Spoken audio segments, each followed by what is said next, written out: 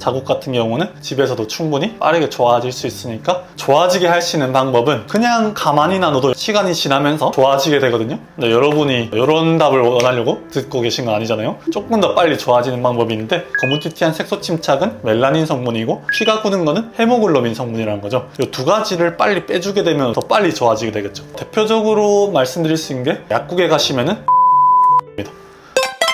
안녕하십니까 여러분, 하원장입니다. 저희 병원이 여드름 흉터 전문 병원이다 보니까 여드름 흉터가 났어요 원장님 하고 찾아주시는 손님들이 많은데요, 막상 병원에 와서 상담을 해보면은 이게 전문가 입장에서는 흉터가 아니라 그냥 단순히 자국, 색소 침착인 경우도 왕왕 심심치 않게 있는 것 같습니다. 사실 이럴 경우에는 흉터 치료까지 들어갈 게 아니라 이 자국, 색소 침착만 없어지면은 깔끔하게 다시 좋아질 수 있는 부분이거든요. 오늘 시간에는 내가 여드름이 깔아앉고 남은 자국이 그냥 자국인지 페인 흉터가 된 건지 이런 부분을 잘 판단하고, 그냥 자국인 것 같은 경우에는 사실 병원까지 오지 않아도 집에서도 좋아질 수 있는 부분이 많기 때문에 스트레스 받는 자국이 빨리 깔아앉힐 수 있는 방법에 대해서 꿀팁을 전수해 드리도록 하겠습니다.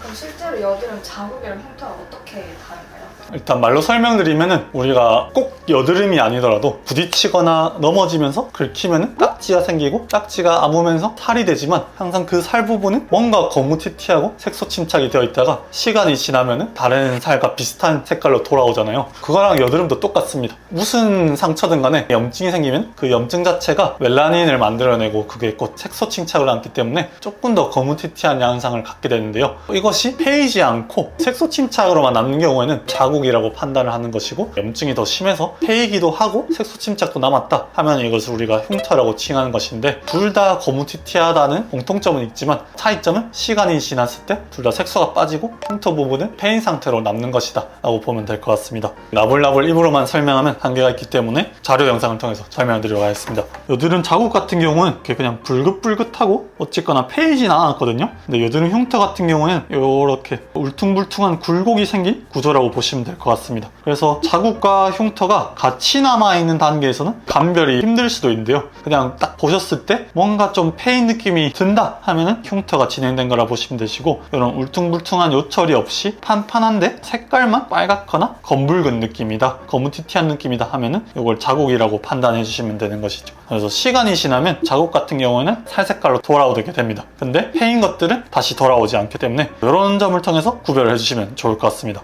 그럼 자국인 게 확인이 됐으면 이렇게 집에서 찍을 수 있을까요? 늘 이렇게 말씀드리긴 하지만 한 방에 짠 좋아지는 방법은 없어요. 좋아지게 할 수 있는 방법은 그냥 가만히 놔둬도 시간이 지나면서 좋아지게 되거든요. 근데 여러분이 이런 답을 원하려고 듣고 계신 건 아니잖아요. 조금 더 빨리 좋아지는 방법이 있는데, 기본 과정과 심화 과정에 대해서 설명드려 볼게요. 기본 과정은 피부에 추가적인 데미지와 염증을 일으키지 않아야 되는 거예요. 그래서 제가 늘 말씀드린 게 뭐죠? 마찰과 보습, 자외선입니다. 세안하시거나 클렌징 하시거나 수건으로 닦으실 때 침착 자국 부분에는 최대한 자극이 덜 가도록 쓰시고, 건조함이 있을 경우에는 색소 침착이 더 오래 가기 때문에 보습을 잘 해주셔야 되고, 선크림을 바르지 않아서 자외선을 받게 될 경우에도 오래 가기 때문에 자외선 차단도 잘 해주셔야 되는 것, 이것이 일단 기본이고, 그 뒤로도 잘 먹고 잘 자고 스트레스 안 받는 것도 피부 장벽이 기본이기 때문에 이 두 가지는 기본적으로 관리를 해줘야 될 루틴이라고 보시면 되고요. 심화 과정 같은 경우에는 뭔가를 좀 더 챙겨주는 것들인데요, 여러분 생각을 해보세요. 여드름이 났다. 그럼 그쪽에는 뭐가 있을까요? 색소 침착들이 끼어있고 피가 응고되어서 굳어있는 것들이 있을 겁니다. 거무튀튀한 색소 침착은 멜라닌 성분이고, 피가 굳은 거는 헤모글로빈 성분이라는 거죠. 여드름 자국이라는 게 이 두 가지를 빨리 빼주게 되면 더 빨리 좋아지게 되겠죠. 그래서 약국에 가시면은 이런 것들을 조금 더 빨리 해결해 줄 수 있는 성분들이 있는데요, 대표적으로 말씀드릴 수 있는 게 약국 흉터 연고입니다.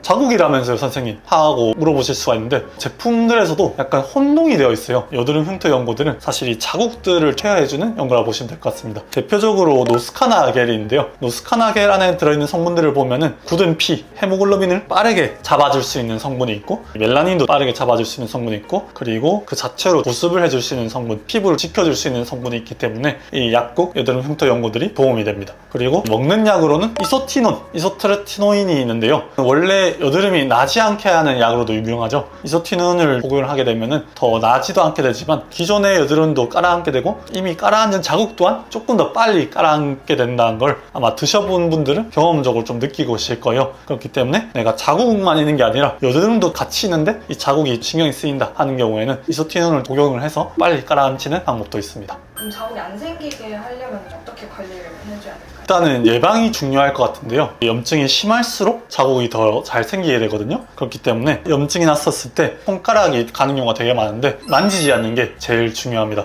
그리고 만지는 것 외에도 압출을 잘못 해주게 되는 경우에는 오히려 색소 침착이 오래 갈 수가 있거든요. 압출을 하고 염증 주사를 받고 이런 부분은 다른 편에서 설명해놨으니까 그걸 참고해 주시면 좋을 것 같습니다. 그리고 이게 저처럼 피부가 약간 검은 타입의 분들이 색소 침착이 더 잘 생기기도 하고 더 오래 가기도 하거든요. 저도 지금 여기 다쳐서 생긴 부분이 몇 달째 안 없어지고 있는데 사실 이런 부분은 본인이 조금 늦게 빠지는구나 이해를 해야 되긴 합니다. 약국 연고라던가 아니면 피부과 시술을 받으면 좀 더 빨리 빠질 수는 있겠죠. 흉터랑 자국이랑 섞여있는 게 없앨 수 있는 방법이 있을까요? 자국 같은 경우에는 아까 설명드린 방법을 통해서 빨리 해결할 수 있겠지만 이미 파인 흉터는 너무 아쉽게도 여러분들이 집에서 어떻게 하실 수는 없기 때문에 의료적인 시술이 필요하긴 하거든요. 그래서 흉터 치료로 같이 오셨을 때 이런 자국 같은 부분도 케어가 같이 가능하긴 합니다. 어쨌거나 결론은 자국은 홈케어로 빨리 뺄 수는 있지만 흉터는 피부과의 도움이 필요하다. 두 가지가 같이 있어서 오게 된 경우에는 흉터 치료도 하면서 자국을 좀 더 빨리 빼는 시술도 가능하다라고 말씀드릴 수 있을 것 같습니다.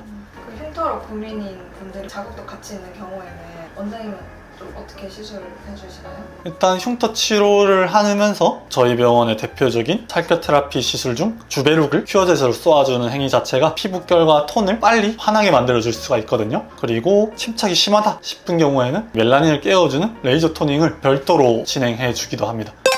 오늘은 여러분들이 많이 신경 쓰이는 여드름 자국에 대해서 이게 자국인지 아니면 진짜 흉터인지 구별하는 방법을 설명드렸고 자국 같은 경우는 집에서도 충분히 빠르게 좋아질 수 있으니까 어떻게 해결해 보면 좋을지 설명을 드려보았고 흉터는 피부과에서 치료를 받아야 된다라고 말씀을 드렸는데요. 여드름 같은 경우에는 누구나 다 겪는 현상이고 많이 스트레스를 받는 만큼 영상을 보시고 적절하게 해결하는 데 도움을 받았으면 좋을 것 같습니다. 이상 하원장이었습니다. 감사합니다.